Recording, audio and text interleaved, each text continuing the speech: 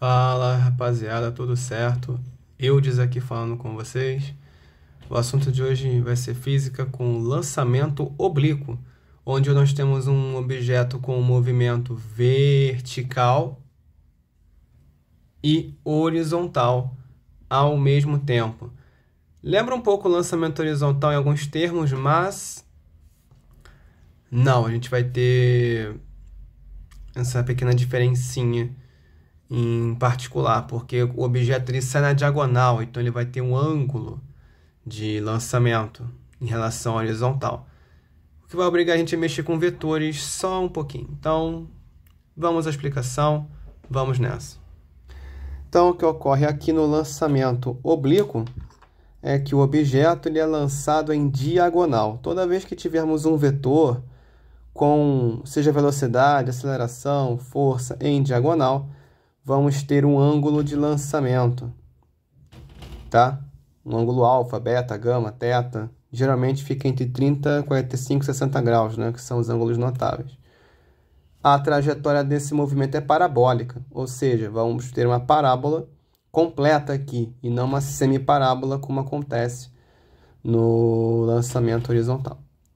No eixo X, o movimento é uniforme, ou seja, a velocidade inicial do eixo X ou componente horizontal é sempre a mesma.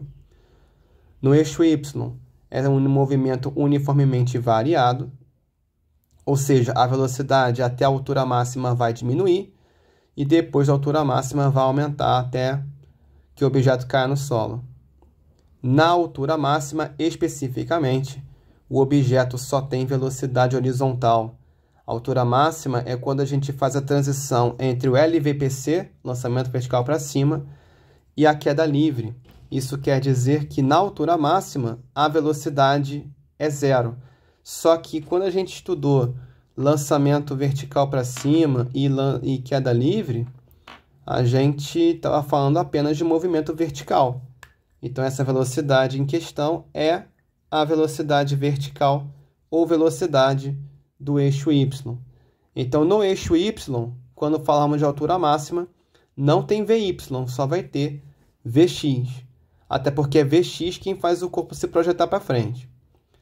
O corpo ele vai ser acelerado verticalmente pela gravidade, ou seja, é a gravidade que vai fazer o corpo subir cada vez mais devagar no LVPC até a altura máxima, e é a gravidade quem vai fazer o corpo cair cada vez mais rápido na queda livre.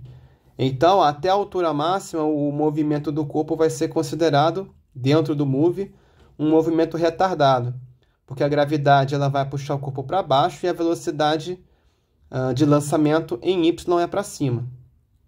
Tá certo?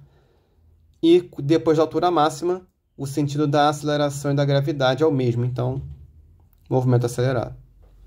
Na queda livre e retardado em LVPC. Por exemplo, a gente tem um objeto aqui sendo lançado com velocidade de 10 metros por segundo e 30 graus de inclinação.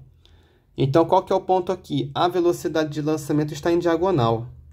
Se ela está em diagonal, isso significa dizer que para fazer os cálculos com ela, em termos de vetores, eu vou precisar de um componente horizontal e um componente vertical. Assim a gente entra na seara do assunto da decomposição vetorial. Sempre que eu tiver que decompor um vetor, ele estará em diagonal. Todo vetor em diagonal tem um ângulo de inclinação.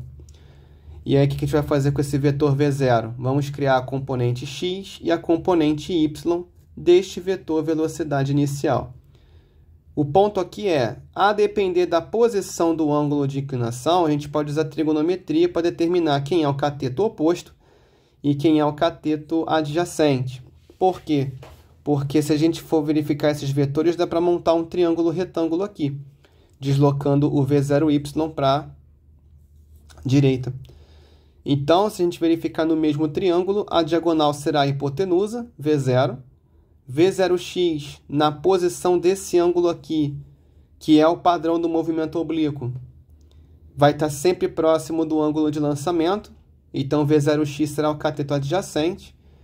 E V0y, no caso do lançamento oblíquo, vai estar sempre afastado do ângulo de lançamento, o que o caracterizará como cateto oposto. Então, por padrão, o V0x, ou componente horizontal da velocidade inicial, fisicamente falando, será igual ao valor da velocidade inicial vezes o cosseno do ângulo de lançamento. E a componente vertical do V0, da velocidade inicial, é V0 vezes o seno. Nesse caso aqui, eu forneci V0 como 10 metros por segundo, cosseno de 30 como 0,8 em aproximação. Então, esse produto seria 8 metros por segundo.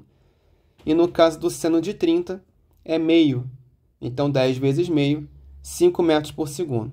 Então, se eu precisar da velocidade inicial do eixo x, é só multiplicar a velocidade inicial vezes o cosseno do ângulo. E no eixo y, mesma situação, só que usando o seno. Dessa forma, se a gente for dividir o estudo entre vertical e horizontal, teremos que analisar os dois movimentos. Inicialmente, aqui temos a parábola. A parábola ela começa com um ângulo de inclinação e teremos V0x e V0y. Esse Vx e Vy, eles aparecem em todos os pontos da minha trajetória parabólica, ou seja, eu vou ter uma subida até a altura máxima e depois eu vou cair. No ponto 1, eu vou ter V1x e V1y. No ponto 2, eu só vou ter V2x. No ponto 3, repara que o Vy já está para baixo. Por quê? Porque o corpo ele vai começar a cair e aí nós temos a velocidade acompanhando a gravidade, que é a aceleração. A gravidade o tempo todo vai tentar puxar o objeto para baixo. Por isso que o corpo ele vai subir em movimento retardado, no eixo y. Ele vai subir, mas vai subir cada vez mais devagar, até parar, verticalmente falando. E aí a velocidade de x vai empurrar o objeto para frente e vai começar a cair. Reparem que no ponto 2 e 4 não tem algumas informações. No ponto 2 não tem velocidade v2y, porque é zero. Aqui seria a transição entre os movimentos verticais. E no ponto 4 seria o ponto onde o objeto vai aterrissar. Então, eu não tenho velocidades aqui, o objeto está parado. Nenhuma velocidade, aliás. Então, dessa forma, eu tenho que no eixo x, as velocidades V0, V1, V2 e V3 são as mesmas. O objeto ele vai seguir em linha reta, na horizontal, não mudando a sua velocidade, caracterizando o movimento retilíneo uniforme, ou MRU.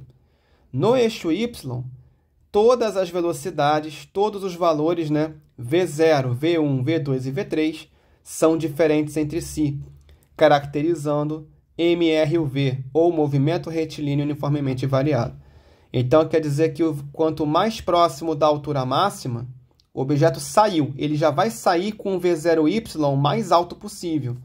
E à medida que o objeto ele for sendo projetado obliquamente, ele vai em V1 e depois em V2, a velocidade em y vai diminuir até zerar. Esse V2y aqui, na verdade, seria zero. Será zero, porque na altura máxima não tem velocidade vertical. O valor de V3y já vai ser maior que o de V2y e assim por diante. Porque em cada posição, o objeto ele vai ter velocidades diferentes. O que me leva à conclusão, em relação ao eixo y, quanto mais próximo da altura máxima, menor vai ser o módulo da velocidade em y. E quanto mais próximo do solo, seja no lançamento, seja no LVPC ou na queda livre, quanto mais próximo do solo, maior o módulo da velocidade em VY. Tá? A gente pode chegar a essa conclusão. Com relação à altura máxima, realmente não tem velocidade vertical, só horizontal, que é o mesmo valor. Então, aqui é o resumo em texto do que eu acabei de falar. É a gravidade quem vai caracterizar a aceleração. Quando o objeto está subindo até a altura máxima, temos um LVPC. Então, a gravidade vai atuar nas fórmulas, nos cálculos, teoricamente, com valor negativo, porque a velocidade e a aceleração estão em sentidos contrários. E na queda livre, elas vão estar no mesmo sentido, tá certo?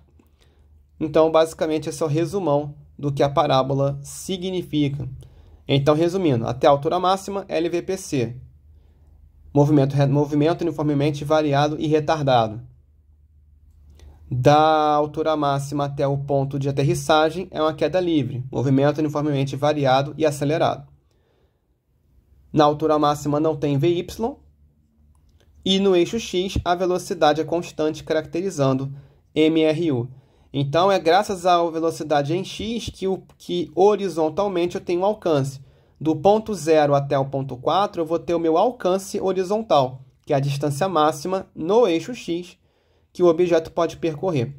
Então, da mesma forma que a gente fala do movimento do lançamento horizontal em movimentos verticais, a gente tem duas preocupações principais aqui. O alcance máximo, o alcance horizontal, né, que é a distância máxima que o objeto vai percorrer no eixo X, e a altura máxima, que é a maior distância em Y possível. Analisando agora algebricamente o que vai acontecer com as expressões, inicialmente no eixo Y a gente poderia utilizar todas as fórmulas utilizadas em LVPC. Eudes, por que o LVPC primeiro? Por que a preferência dele? Pelo simples fato de que o LVPC é quem começa o movimento verticalmente falando. Então, as expressões são adaptadas normalmente para a origem do movimento, no caso, lançamento vertical para cima. Nesse caso, a gente vai trocar o ΔS por ΔH. A aceleração vai entrar como menos g, já que ela vai ter sentido contrário da velocidade. E aqui são as adaptações do MOVE para o LVPC, que já comentamos isso em aulas anteriores. Tá? Aqui estão as equações. A primeira equação das velocidades, a segunda equação das alturas, no caso, e a terceira Torricelli. Como eu disse que a altura máxima é uma das principais preocupações desse movimento, vamos pegar o Torricelli aqui como referencial, que seria Vy ao quadrado igual a V0y ao quadrado menos 2GH. Na altura máxima, a gente sabe que a velocidade vertical é zero. Então, Vy ao quadrado passa a ser zero ao quadrado, que é zero. Qual é a ideia? Vamos determinar qual seria a equação da altura máxima para o nosso movimento. Então, vamos deixar o 2GH para o outro lado, vai ficar positivo, e o H vai ficar V0y ao quadrado dividido por 2G. Então, essa é a altura máxima. Se eu tiver a velocidade do eixo Y já calculada, é só elevá-la ao quadrado e dividir pelo dobro da gravidade. Ou seja, a altura máxima vai depender da velocidade no eixo Y, tecnicamente. Porém, se o problema não me deu essa velocidade já pronta, eu tenho que lembrar que V0y, a gente já falou disso agora há pouco, é V0, velocidade inicial, vezes seno de θ, que é o ângulo de lançamento. Então, se eu tiver o V0y, só colocar. Se eu não tiver, é só substituir aqui. Então, a altura máxima vai depender de quem? Da velocidade inicial ao quadrado. Então, quanto maior a velocidade inicial, mais alto o objeto vai, maior será a sua altura máxima, vezes seno ao quadrado de θ, aí vai depender do ângulo de lançamento, dividido por 2G. Por exemplo, se eu tiver um objeto lançado com 15 metros por segundo e ângulo de 60 graus, qual seria a sua altura máxima? Bom, eu teria velocidade de 15 metros por segundo, é 15 ao quadrado, 225. Seno de 60 em aproximação não tão rigorosa é 0,8. Isso ao quadrado é 0,64. E o dobro da gravidade é 2 vezes 10, 20. Se eu multiplicar 225 vezes 0,64 são 144. Que se eu dividir por 20 vai dar 7,2 metros. Essa aqui seria a altura máxima. Outra preocupação existente, já desde os movimentos verticais, é o tempo de subida. Para adaptar o tempo de subida a um lançamento oblíquo, adaptar o lançamento oblíquo significa aproveitar o ângulo de lançamento. Essa seria a principal diferença. Dentro do LVPC, Vy, que é a velocidade final em y, vai ser V0y menos gt. Ou seja, a velocidade final depende da inicial e do tempo, fora a gravidade. Só que se a gente usar o raciocínio da altura máxima, a velocidade inicial de y é zero. Então, basta deixar o tempo para o outro lado. Então, esse menos gt, passando para a esquerda, vira mais gt. G está multiplicando, passa dividindo. Então, o tempo de subida vai ser a velocidade inicial do eixo y dividido pela gravidade. Mas lembrando que o V0y, se eu não tiver esta informação inicialmente, o problema vai me dar a velocidade inicial vezes o seno do ângulo de lançamento. O problema fornecerá o ângulo de lançamento para a gente, caso a gente precise calcular o tempo de subida.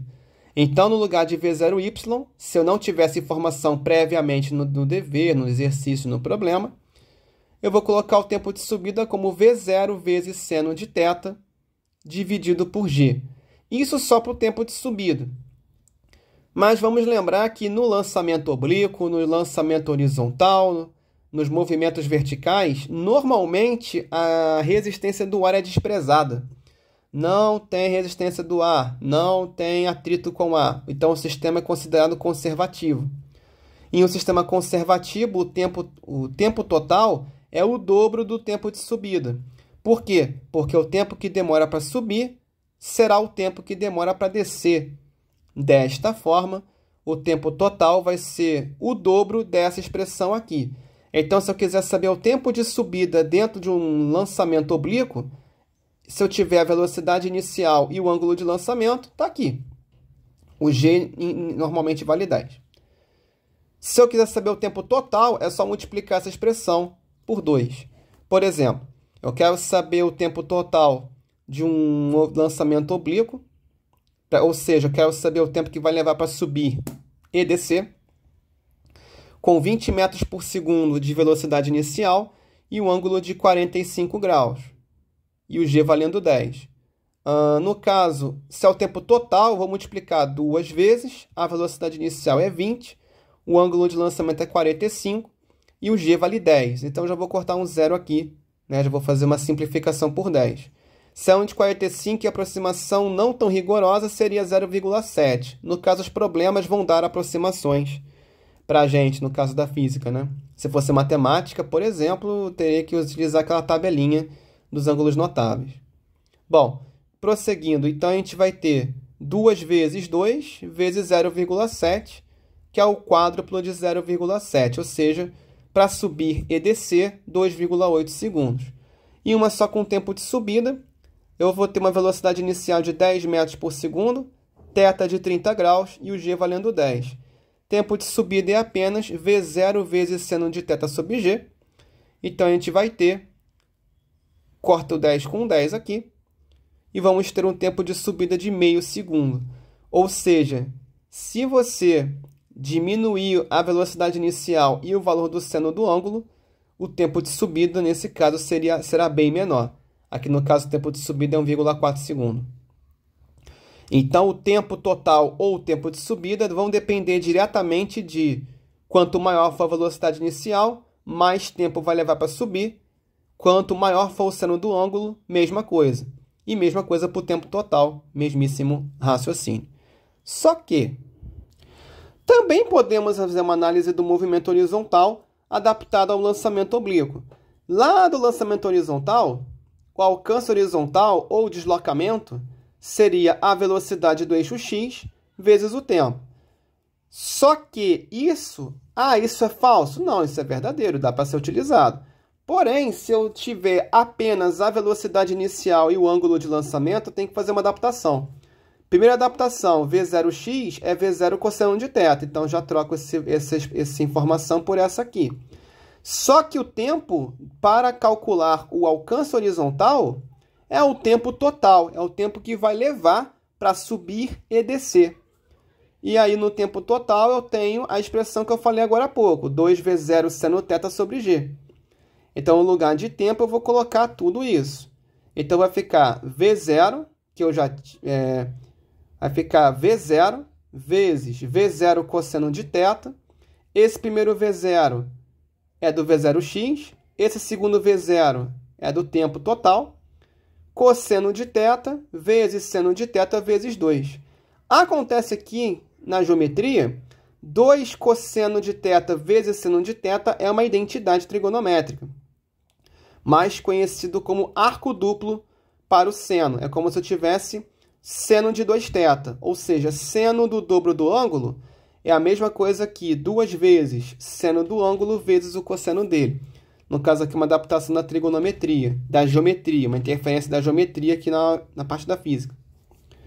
Então, o alcance horizontal, se eu depender apenas da velocidade inicial e do ângulo, vai ser a velocidade horizontal ao quadrado vezes seno de 2θ sobre g. Então, por exemplo, se eu tiver o alcance horizontal quando o V0 é 20 metros por segundo e o ângulo de lançamento é 30, qual vai ser? Vai ser 20 ao quadrado vezes seno de 2 vezes 30 graus sobre 10. 20 ao quadrado é 20 vezes 20, será 400. Como g vale 10, vou simplificar aqui, será 40. E aqui não é o seno do ângulo, é o seno do dobro do ângulo. Então, o dobro de 30 é 60. Uma aproximação não tão rigorosa para 60, o seno de 60 é 0,8. 40 vezes 0,8 é a mesma coisa que 4 vezes 8. Teremos 32 metros de alcance horizontal. Só que, vamos lembrar de uma coisinha. O alcance, se a questão se preocupar com o alcance maior possível, alcance máximo possível, vai acontecer com o θ igual a 45 graus. Por que isso? Primeiro, o alcance horizontal é velocidade inicial ao quadrado vezes seno de 2θ sobre g. Acontece que o seno, enquanto função, ele só tem, a imagem dessa função só tem um resultado mínimo e um resultado máximo. Não importa o ângulo que a gente coloque aqui, o seno, o resultado do seno, o valor do seno só pode variar entre menos 1 e 1. Quer dizer que não existe seno menor que menos 1 e não existe seno maior que 1. Dessa forma, o maior alcance, claro, mantendo a mesma velocidade, se a gente travar a velocidade horizontal, quer dizer, a velocidade inicial, se a gente travar a velocidade inicial e o g já é travado, já é constante, a única coisa que vai poder variar é o ângulo. Se depender do ângulo, o alcance é maior quando o seno de 2θ for o maior possível. Isso só pode acontecer quando o seno de 2θ for igual a 1, que é o maior valor de seno possível. Só que 1 é o valor, só tem um ângulo que dá seno igual a 1, que é o seno de 90 graus. Então, o seno de 2θ deveria ser igual ao seno de 90 graus.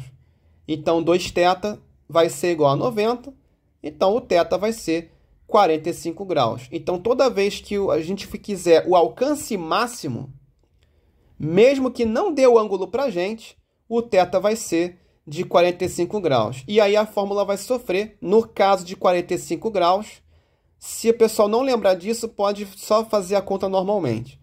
Porém, para quem for um pouquinho mais atento com álgebra, a gente pode fazer uma outra adaptação para a fórmula do alcance horizontal. A gente pode diminuir essa fórmula. Por quê? Vai ficar V0 ao quadrado vezes seno de 45 graus vezes 2, que é seno de 90. Seno de 90 vale 1. E multiplicar por 1 não altera nada. Então, o alcance máximo possível, o alcance horizontal máximo, vai ser V0 ao quadrado sobre g. E isso só pode ser colocado quando a questão não der o ângulo para a gente. Se a questão não der o ângulo de lançamento e pedir o alcance horizontal máximo, não vai precisar. É só V0 ao quadrado sobre g. Nos outros casos, a questão vai fornecer o ângulo de lançamento. Senão, não vai ser possível determinar o alcance horizontal. Beleza, galera? Vamos para os exercícios de praxe. Duas pedras são lançadas no mesmo ponto do solo e no mesmo sentido. A primeira tem velocidade inicial de 20 metros por segundo e forma um ângulo de 60 graus com a horizontal. Para a outra pedra, o ângulo com a horizontal é de 30 graus. Qual a velocidade inicial da segunda pedra, de modo que ambas tenham o mesmo alcance? Bom, primeira coisa, vamos tratar aqui da primeira pedra. E nós temos uma velocidade inicial de 20 metros por segundo e um θ de 60 graus. Para a segunda pedra,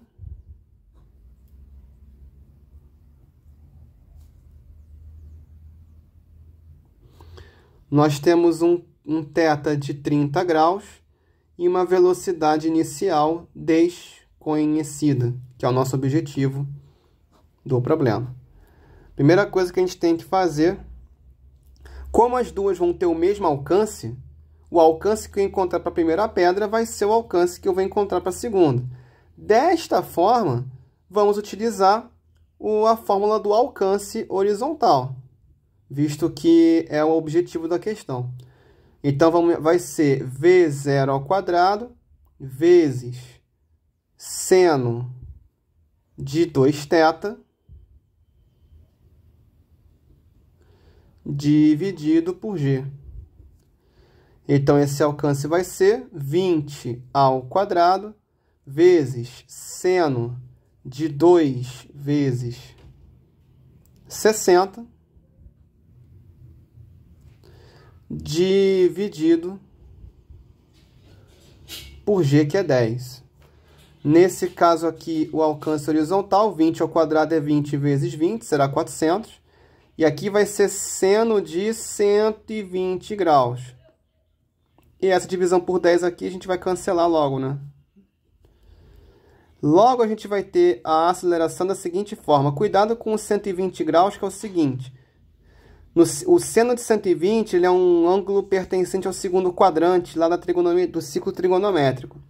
120 graus ele é comparável com a abertura de 120 graus. Lá no segundo quadrante é equivalente à abertura de 60 no primeiro quadrante. E outra, no caso aqui, seno de 120 ele tem o mesmo valor do seno de 60, que na tabelinha trigonométrica é raiz de 3 sobre 2. Então, vou dividir 40 sobre 2, vai dar 20 raiz de 3.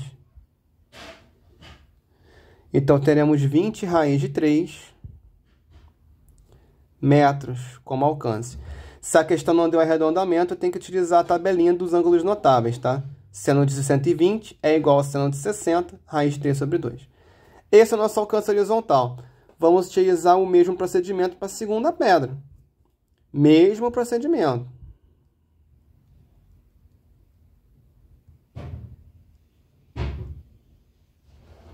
Só que agora eu tenho que utilizar o alcance obtido anteriormente, porque o alcance no caso é o mesmo. Então, eu vou ter 20 raiz de 3, V0 ao quadrado, não faço ideia ainda. Seno de 2θ, como o θ aqui vai valer 30, aqui vai ser seno de 60. E aqui eu vou ter uma divisão por 10. Como aqui eu vou ter uma divisão por 10 e eu tenho uma multiplicação cruzada acontecendo aqui, eu vou precisar multiplicar cruzado. Vai ficar V0 ao quadrado, seno de 60 é raiz de 3 sobre 2, igual a 20 vezes 10, 200 raiz de 3. Reparem que eu vou ter raiz de 3 dos dois lados da equação e eu tenho multiplicação dos dois lados da equação. Já posso cancelar o raiz de 3. E aqui ainda posso dividir por 1 para forçar mais um produto cruzado. Então, eu vou ter V0 ao quadrado é igual a 400. Então, V0 será igual a raiz de 400. Para simplificar um pouco mais, isso é raiz do 4 mais raiz do 100. Raiz de 4 são 2. E raiz de 100 são 10. Então, eu vou ter 20 metros por segundo como velocidade inicial. Nesse caso, então, foi a mesma velocidade inicial da primeira, tá? Então, a resposta aqui 20 metros por segundo. Ao observar uma parábola de um dardo arremessado por um atleta, um matemático obteve uma expressão para calcular a altura y em metros do dardo em relação ao solo decorridos t segundos do momento de lançamento, t igual a 0. O dardo chegou à altura máxima de 20 metros e atingiu o solo em 4 segundos após o lançamento. Considerando g igual a 10 metros por segundo ao quadrado e desprezando a altura do atleta, qual foi a expressão obtida? Como aqui não temos um ângulo de lançamento, a gente pode utilizar as fórmulas de move, já que dentro de move temos um LVPC inicialmente. A questão é, o exercício está levando em consideração a altura que o objeto vai atingir, então eu vou precisar me concentrar nas alturas. E o solo é atingido em 4 segundos. Isso quer dizer que dentro do move eu vou usar a expressão da posição versus tempo, ou função horária das posições. Ou ainda, em movimento vertical, função horária das alturas. Então, aqui seria H igual a H0 mais V0, no caso V0 Y, né? Mas aqui está avaliando só o movimento vertical, né? No caso. Enfim, V0YT menos, já que o lançamento que começa o problema é um lançamento vertical para cima, então é menos G T ao quadrado sobre 2, fazendo as adaptações. Primeira coisa, como o objeto vai desconsiderar a altura do atleta, a altura do atleta não vai ser levada em conta para essa expressão, a gente vai ter que levar em consideração o seguinte, é como se o objeto fosse lançado do solo. Então, a altura inicial vai ser 0 e a altura final vai ser o equivalente à altura máxima, que é 20 metros. Então, aqui vai ser 0. Qual o objetivo daqui? Eu vou pegar essa mesma função horária e criar uma fórmula específica para essa situação aqui obtida.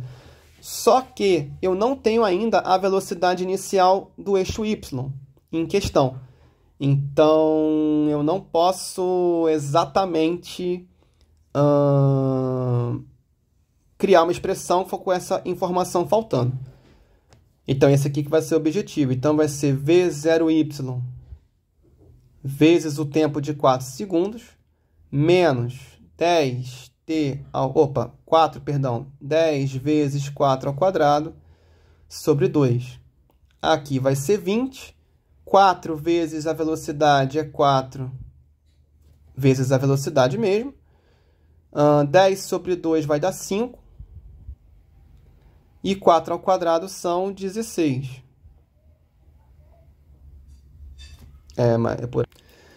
Dessa forma, 4 ao quadrado são 16. E 5 vezes 16 são 80. Então, vai ficar 4 vezes 0y é igual a 20 mais 80, que são 100.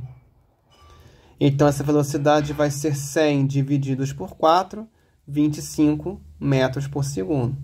Lembrando, estou considerando o eixo y porque eu estou falando de altura. Então, a velocidade inicial aqui que eu estou tratando é no eixo y, obrigatoriamente. Se eu estou pegando uma equação do MR e o V, eu não posso considerar a velocidade de outra forma. Bom, aí como é que vai ser a expressão, então, que determina essa altura? Vamos ter a altura no eixo y. A altura inicial é 0, então vai continuar sendo, não vamos considerar. A velocidade inicial é 25 metros por segundo, então é 25t. Aqui, como g vai sempre valer 10, vai ficar sempre 10 dividido por 2. E no momento do lançamento, g é negativo, então vai ficar menos 5t ao quadrado. Então, é essa expressão que vai determinar a altura em relação ao tempo, até chegar na altura máxima. Basicamente isso. Acabou a questão 2. Um índio dispara uma flecha obliquamente com resistência do ar desprezível. A flecha descreve uma parábola em um referencial fixo ao solo. Considerando o movimento da flecha após abandonar o arco, afirma-se: primeiro, a flecha tem aceleração mínima no ponto mais alto da trajetória. 2. A flecha tem aceleração sempre na mesma direção e no mesmo sentido. Terceira, a flecha atinge velocidade máxima em módulo no ponto mais alto da trajetória. Quais estão corretas? A primeira, logo de cara aqui, vai ser falsa. Por que é falsa? Porque a aceleração é constante.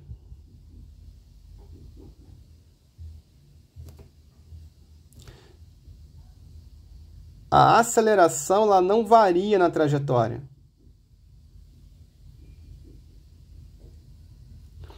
A aceleração vai ser constante. Qual o valor dela? Em módulo? 10 metros por segundo ao quadrado. Isso aqui é gravidade. O que faz a gravidade, ela vai diminuir a velocidade de subida e aumentar a velocidade de descida. Mas é a gravidade quem faz isso.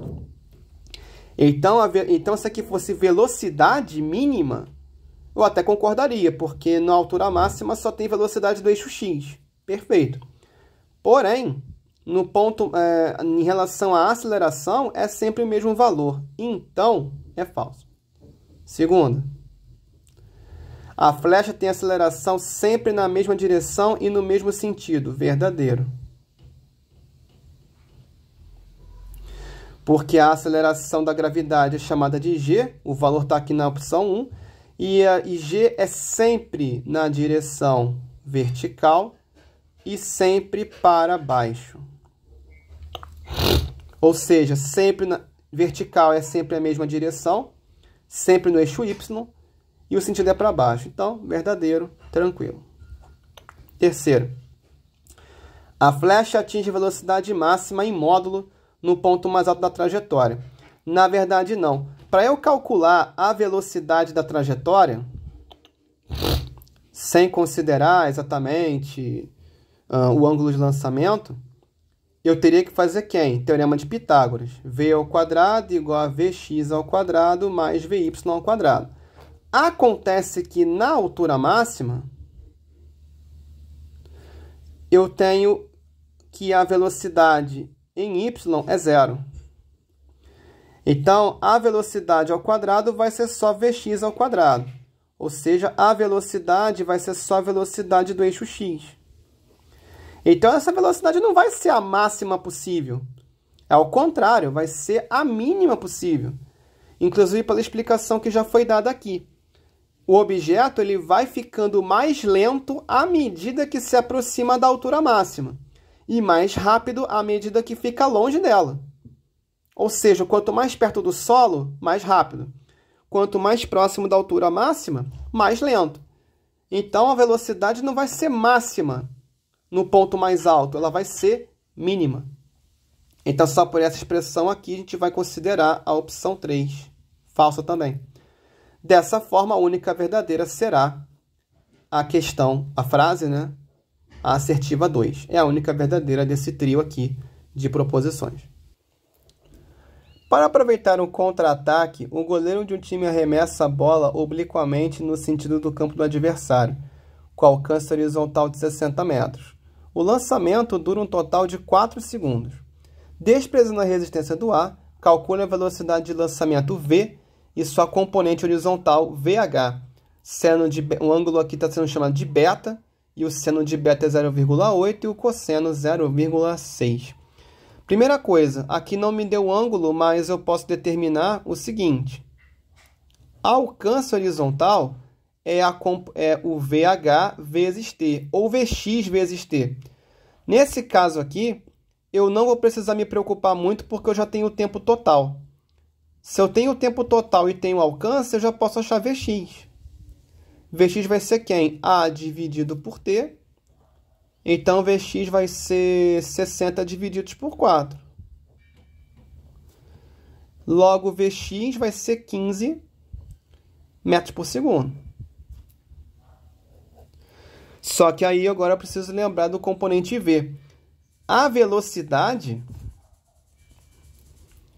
ela, no caso aqui, ela vai ser sempre a velocidade, o Vx, né, é sempre a velocidade vezes o cosseno de beta, nesse caso. Então, a componente horizontal é a velocidade multiplicada pelo cosseno. A velocidade aqui vale 15, a velocidade horizontal, não tem a velocidade por completo, e o cosseno de beta é 0,6. Então, vamos passar o 0,6 dividindo. Isso vai ser a mesma coisa que 150 divididos por 6. Isso, logo, então, a velocidade em diagonal mesmo vai ser 25 metros por segundo. Então, aqui são as duas opções. A velocidade horizontal, 15 metros por segundo, e a velocidade, só sem levar em consideração as componentes, 25 metros por segundo. Em um planeta X, uma pessoa salta uma distância horizontal de 20 metros, quando sua velocidade inicial for de 4 metros por segundo. Calcule a aceleração da queda livre no planeta X e considere a distância horizontal a máxima possível. Então, se a gente for considerar aqui, o alcance horizontal vai ser v, a velocidade de lançamento, né, ao quadrado, vezes seno de 2θ sobre g. A questão que é g, especificamente. Então, g vai ser v0 ao quadrado vezes seno de 2θ sobre a. Só que aqui tem uma questão importante. Aqui a distância horizontal, ou o alcance horizontal, está sendo o máximo possível. Então, aqui esse A é o A máximo. O A máximo, se o A é máximo, significa que o seno de 2θ é máximo. Significa que o seno de 2θ é igual a 1. Porque o alcance só é máximo quando o seno é máximo, e o seno máximo vale 1.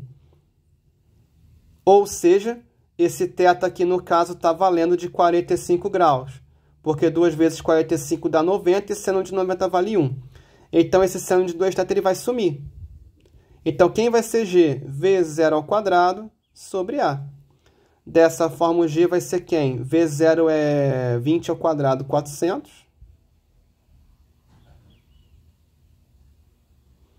Nesse caso aqui. Não, perdão. V0 ao quadrado é 4 ao quadrado, 16, perdão. Inverti. 4 ao quadrado, 16. E o alcance é 20 metros. 16 sobre 20 vai ser 0,8 metros por segundo ao quadrado. Ou seja, a aceleração é bem menor que a da Terra, o que justifica, naturalmente, a pessoa conseguir pular tantos metros assim para frente, né, horizontalmente. Bom, próxima questão. A bala de um canhão de massa 15 kg é lançada com velocidade de 1.080 km por hora. Calcule o alcance horizontal máximo do projétil para o caso de um ângulo formado entre o canhão e o horizontal ser de 15 graus em quilômetros. Qual que é o ponto aqui? Aqui eu não posso usar aquela dica do alcance máximo, porque ele me deu o ângulo. Se ele me deu o ângulo, é com esse ângulo aqui que eu vou trabalhar. A única questão é que vai ser necessário converter a velocidade inicial. Mesmo que eu queira responder em quilômetros, nos cálculos aqui de física se usa sistema internacional. Então, eu tenho 1.080 quilômetros por hora, que em metros, 1.080 quilômetros, é só colocar 3 zeros. E uma hora tem 3.600 segundos. Então, se eu dividir 10.800 por 36, eu vou ter 300 metros por segundo. Com isso, agora a gente pode fazer o alcance. O alcance aqui, no caso, vai ser a velocidade de lançamento ao quadrado vezes o seno de 2θ sobre g. E o g, por geral, aqui na Terra, vale 10. Certo? O velocidade ao quadrado vai ser 300 ao quadrado vezes seno de 2θ é seno de 2 vezes 15, que é seno de 30. E seno de 30 vale meio. E isso aqui vai ser dividido por 10. 3 ao quadrado são 9 e 100 vezes 100 são 10.000. Então, vou ter 90.000 divididos por 5. E aqui eu vou dividir por 10 pela gravidade. Então, esse alcance aqui vai ser 9.000 vezes meio, 4.500 metros. Mas a questão que é em quilômetros, né? Então, vamos dividir por 1.000. Logo, esse alcance aqui será de 4,5 km.